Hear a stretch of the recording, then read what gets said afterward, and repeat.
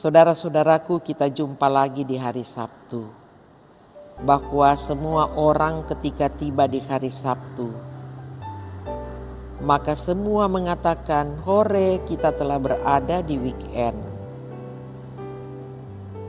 Ada yang tidak bekerja dalam status profesi mereka, tetapi juga banyak yang tetap bekerja di weekend ini. Tetapi hal yang terpenting berada di hari ini, kita dijumpai dengan firman Tuhan yang akan menuntun lagi kehidupan rencana kerja dan mengisi weekend ini dengan firman Tuhan. Mari kita berdoa menyambut firman-Nya. Terima kasih Tuhan, kami akan mengakhiri minggu yang sedang berjalan ini. Tiba di hari ini, berbagai rencana-rencana yang sudah ada di dalam kehidupan kita dan keluarga maupun pribadi. Kami serahkan kehidupan kami kepadamu, keluarga seutuhnya, dituntun oleh-Mu di dalam firman Tuhan dan kebenaran. Amin. Saudara-saudara, Kejadian 21 ayat 20 sampai dengan ayat 21. Demikian firman Tuhan. Allah menyertai anak itu sehingga ia bertambah besar. Ia menetap di padang gurun dan menjadi seorang pemanah. Maka tinggallah ia di padang gurun Paran. Dan ibunya mengambil seorang istri baginya dari tanah Mesir. Karena satu ayat saya baca lagi ya. Maka tinggallah ia di padang gurun Paran, dan ibunya mengambil seorang istri baginya dari tanah Mesir. Saudara-saudaraku yang dikasihi dan diberkati Tuhan, dalam Roma 8 ayat 31,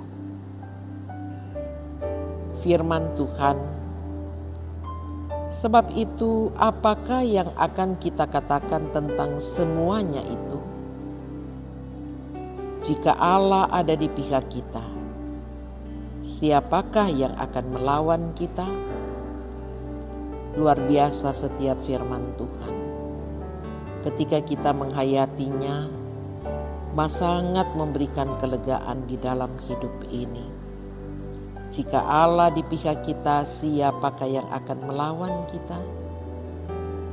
Saudara-saudara, ini adalah sebuah pernyataan yang dapat dikatakan sebuah pengakuan iman orang percaya bahwa jika Tuhan Allah menyertai kita, maka berkat keselamatan lahir dan batin di dunia dan di sorga adalah janjinya. Persoalannya adalah, apakah kita menghadirkannya dalam hidup ini? Atau kita hidup jauh daripadanya? Ada sebagian orang Kristen datang meminta Tuhan Allah hadir untuk menolongnya dengan mujizat ketika mengalami masalah kesehatan.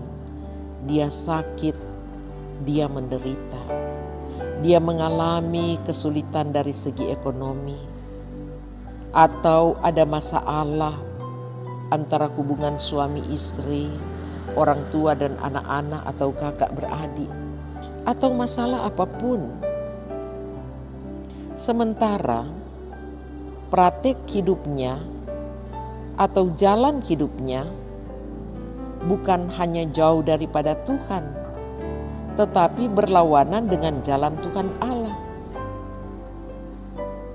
Semua jalan iblis telah ditempuhnya untuk menyelesaikan masalahnya. Tetapi terus saja orang itu mengalami jalan buntu. Lalu dengan cara iblis, dia hidup di dalam iblis, bersama iblis, bergaul dengan iblis, mencari pertolongan dari pihak iblis. dan memaksakan Tuhan menolongnya. Ini yang disebut dengan hal yang ironis. Ketika kita meminta pertolongan kepada Tuhan, maka semestinya benar-benar kita berserah hidup kepada Tuhan. Iman kita benar-benar tertuju kepada Tuhan, hanya fokus kepada Tuhan. Dan satu-satunya Tuhan yang dia imani dan dia yakini bahwa penolongnya yang setia dan tidak ada pertolongan di luar Tuhan. Saudara-saudaraku yang dikasihi Tuhan, dari pembacaan ini jelas bahwa Allah menyertai anak itu sehingga ia bertambah besar. Penyertaan Tuhan Allah kepada anak-anaknya adalah melalui pemeliharaan dan bimbingan orang tua yang beriman kepadanya. Firman Tuhan mengatakan bahwa kepada orang percaya yang jalannya lurus dan hidupnya berkenan di hadapannya, maka berbahagialah orang yang takut akan Tuhan, yang sangat suka kepada segala perintahnya. Anak cucunya akan perkasa di bumi. Angkatan orang benar akan diberkati. Itu yang dijelaskan di dalam Mazmur 112 ayat 1 dan ayat 2. Jadi angkatan orang percaya adalah angkatan orang yang diberkati Tuhan. Allah menyertai anak itu sehingga ia bertambah besar melalui asuhan orang tua yang takut akan Tuhan. Hal yang menjadi perenungan dan koreksi hidup kita. Adakah benar-benar kita menjadi orang tua yang takut akan Tuhan? Adakah kita benar-benar punya komitmen dan punya tanggung jawab sebagaimana permintaan Tuhan Allah untuk dapat mempersiapkan anak-anak kita untuk mereka boleh menjadi generasi yang akan melanjutkan,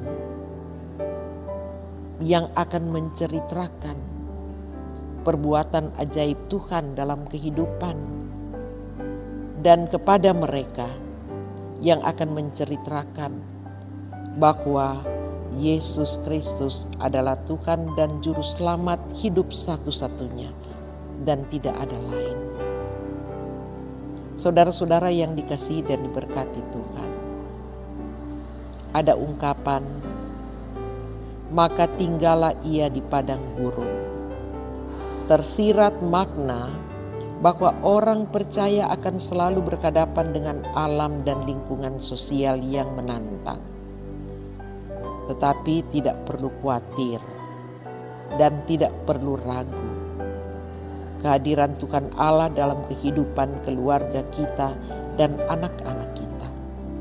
Hal yang mensukakan dan mengembirakan orang tua ketika benar-benar telah mempersiapkan anak-anak dengan baik dan benar, mewariskan iman kepada mereka. Kemanapun mereka akan kita lepas untuk mereka hidup dan berjuang untuk masa depan, maka janganlah kita ragu bahwa Tuhan Allah akan menyertai mereka di dalam janji penyertaannya. Karena ada iman yang membekali anak-anak kita.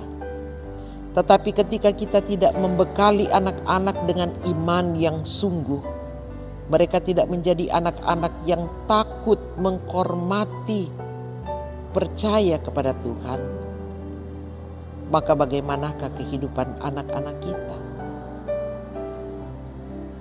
Firman Tuhan mengingatkan di dalam Yohanes 14 ayat 26.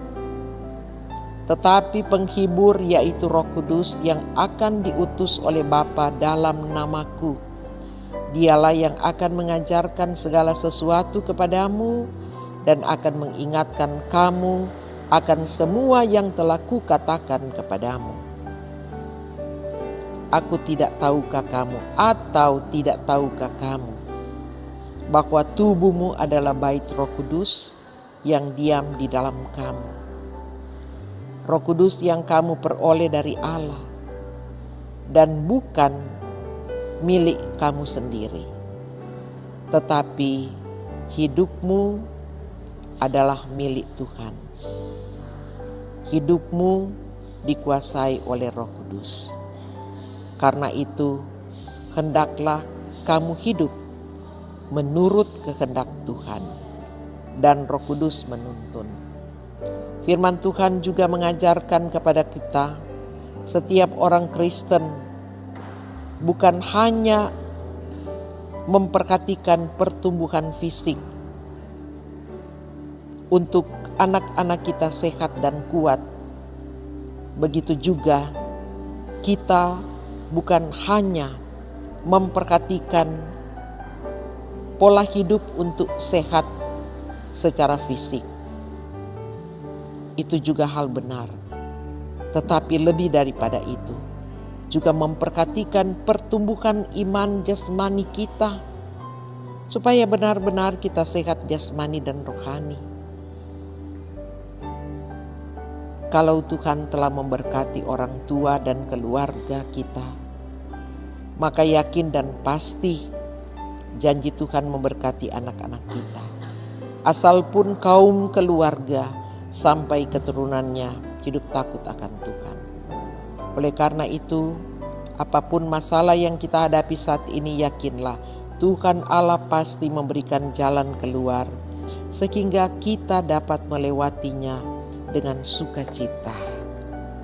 Tuhan memberkati firman-Nya. Amin. Mari berdoa.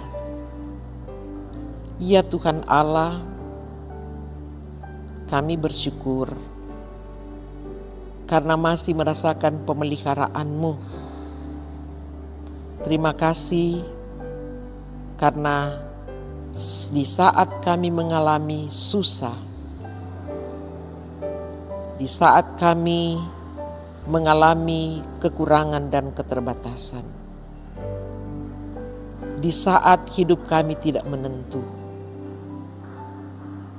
Engkau Bapa yang memberikan pertolongan sempurna bagi kami. Kami tidak akan memperoleh pertolongan kepada siapapun juga. Hanya kepadamu Tuhan kami berseru dan bermohon, satu-satunya penolong yang abadi. Di dalam nama Tuhan Yesus kami berdoa. Amin. Kita telah mendengarkan firman Tuhan dan selamat menjalani hari ini, dan jangan lupa beribadah pada hari esok sebagai tanda syukur kita kepada Tuhan yang telah memelihara dan memberkati hidup ini. Sampaikan salam kepada semua orang. Shalom.